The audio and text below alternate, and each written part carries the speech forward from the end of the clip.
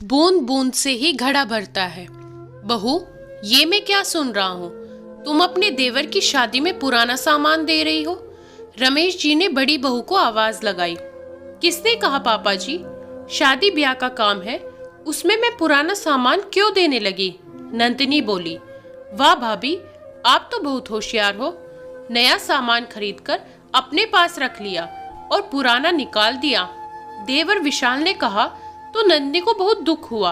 रमेश जी के 3 बेटे हैं, बड़ा बेटा बहू राघव और नंदिनी, मंजला, विशाल और रश्मि, और सबसे छोटा रोहन जिसकी शादी है। रमेश जी ने काम से रिटायरमेंट ले लिया है। उनकी पत्नी को गुजरे 10 साल हो गए हैं, इसलिए घर की सारी जिम्मेदारी राघव और नंदिनी पर ही है। विशाल और रोहन की सैलरी भी कुछ खास नहीं, इसलिए घर की आर्थिक स्थिति भी किसी से छुपी नहीं। अब भले घर की स्थिति कुछ भी हो, घर के बेटे की शादी तो होनी ही है, और शादी में होने वाले खर्चे भी बराबर ही होने, फिर चाहे दुल्हन की साड़ियां हो या रिश्तेदारों और बुआ को दिए जाने वाले तोहफे हों। नन्नी की आदत थी कि कहीं से उसे कुछ मिलता तो वो उन्हें उठाकर अपने बेड में बने बक्से में रख देती। जब जरूरत होती तो घर में निकाल लेती, वरना किसी को तोहफा देने की बात हो तो वो भी काम आ जाता। उस समय बाजार में पैसे ना खर्च करने पड़ते। जब देवर की शादी तय हुई तो शादी का सारा खर्च राघव के ऊपर था। ना ही रमेश जी ने कुछ जोड़ रखा था और ना ही विशाल कोई सहारा लगा सकता था। सबको केवल बोलना आता है। राघव नन्नी से बोला, नन्नी, पहले तुम अपने पास देख लो कि तुम्हारे पास क्या रखा है, फिर उसी हिसाब से शॉपिंग कर लेना। नन्नी ने अपना बक्सा खोला। कुछ नई साड़ियाँ उसके पास रखी थी, वो सब निकाल ली। जो बहुत अच्छी थी वो दुल्हन के लिए रख ली, और जो थोड़ी हल्की थी वो रिश्तेदारों को देने के लिए रख ली। फिर उसने कुछ नए डब्बे निकाले जो पूजा के समय चावल से भरकर रखे जाते हैं, वो बुआ को दिए जाते हैं।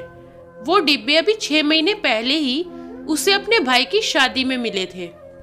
बहुत यादें जुड़ी होती हैं अपने पास रखे हर तोहफे से। उन्हें अपने से अलग करना बहुत मुश्किल होता है, लेकिन मजबूरी इंसान से बहुत कुछ कराती है। अगले दिन नन्नी ने सारा सामान अपनी देवरानी रश्मि को भी दिखा दिया और बाकी सामान की लिस्ट बनाने के लिए कहा। रश्मि ने यही सब नमक मिर्च लगाकर अपने ससुर को बता दी।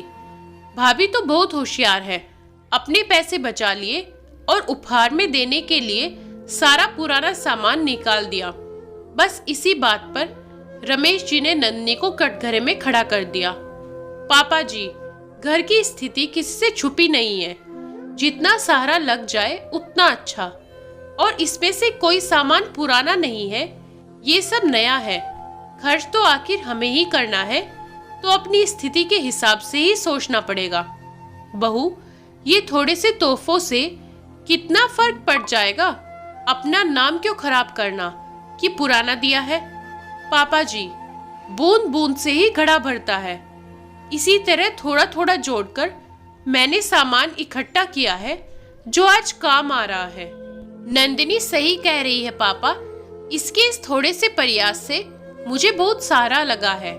मैं रिश्तेदारों की लेन देन से बेफिक्र हो गया हूँ, और अगर किसी को ज्यादा लग रहा है कि नंदिनी पुराना सामान दे रही है तो वो खुद पैसे खर्च कर ले, क्योंकि मेरे पास इससे ज्यादा हिसाब नहीं है।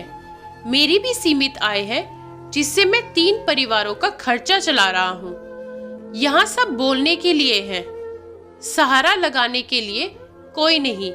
अगर नंदिनी समझदारी से काम न ले तो रोज खर्चों की समस्या हमारे सामने होगी। उपहार तो रश्मि को भी खूब मिलते हैं, लेकिन उसने केवल अपना घड़ा भर रखा है।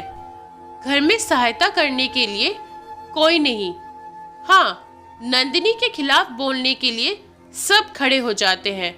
माफ करना पापा, मेरे पास जितना है वो पैसे मैं आपको दे देता हूँ, आप जैसे चाहे वैसे उपहार ले लें। इतनी देर से चुप बैठे राघव ने आखिर कह ही दिया। राघव की बात सुनकर रमेश जी चुप हो गए। उनके पास कोई जवाब नहीं था। रश्मि ने वहां से उठकर अंदर जाने में ही अपनी भलाई समझी। विशाल भी यह कहकर चला गया कि मेरी तो खुद की सैलरी से अपना ही खर्च पूरा नहीं होता। देख लिया पापा, जो जिम्मेदारी संभालता हो उसमें कमी सब निकालते हैं, लेकिन खुद जिम्मेदारी उठाने से सब बचते हैं। रमेश जी के पास कोई जवाब नहीं था। नंदिनी भी वहां से उठकर अंदर आ गई। उसे अपने देवर देवरानी और सोच पर दुख हो रहा था। ससुर की देवर देवरानी का तो समझ आता है कि उन्हें ना तो अनुभव है और ना ही बड़ी भाभी का सम्मान, लेकिन ससुर जी, उनके पास तो अनुभव भी बहुत है कि शादी वाले घर में कितने खर्च होते हैं। सारे खर्चे उसी समय नहीं किए जाते, कुछ सामान और तोहफे पहले से इकट्ठा किए जाते हैं। तभी तो कहते हैं, लड़का हो या लड़की, शादी का सामान तो ऐसे ही इकट्ठा होता है, क्योंकि बूंद बूंद से ही तो घड़ा भरता है, जिससे भविष्य में चलकर काम आ सके। दोस्तों, कहानी पसंद आए वीडियो को लाइक करें, शेयर जरूर करें और चैनल को सब्सक्राइब करना बिल्कुल ना भूलें।